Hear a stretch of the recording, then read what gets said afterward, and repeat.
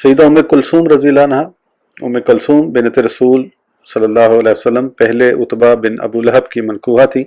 अभी रुखसती न हुई थी कि जनाब रसूलुल्लाह सल्लल्लाहु अलैहि वसल्लम ने इजहार नबूवत फरमाया तो उतबा ने अबू लहब के कहने से उनको तलाक दे दी। तो रुकैया के फोत हो जाने के बाद हज़रत उस्मान ने 3 हिजरी में उम्मे कुलसूम से निकाह किया।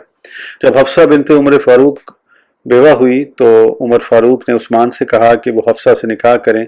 चूँकि हज़रत उस्मान ने सुना था कि हजूर हफ्सा से निकाह की ख्वाहिश रखते हैं, तो उस्मान ने उसको सरबस्ता राज रखते हुए कहा कि मैं निकाह नहीं करना चाहता। जब सईद आलम सल्लल्लाहु अलैहि वसल्लम को यह खबर पहुंची तो फरमाया, मैं उस्मान को हफ्सा से बेहतर की तरफ रहनुमाई करता हूँ और हफ्सा के लिए उस्मान से बेहतर की तरफ रहनुमाई करता हूँ। फिर आपने हफ्सा से निकाह कर लिया जो यकीनन उस्मान से बेहतर है, और उस्मान से अब उम्मे कुलसूम का निकाह कर दिया जो यकीनन हफ्सा से बेहतर है। सईद आलम सल्लल्लाहु अलैहि वसल्लम ने उम्मे कुलसूम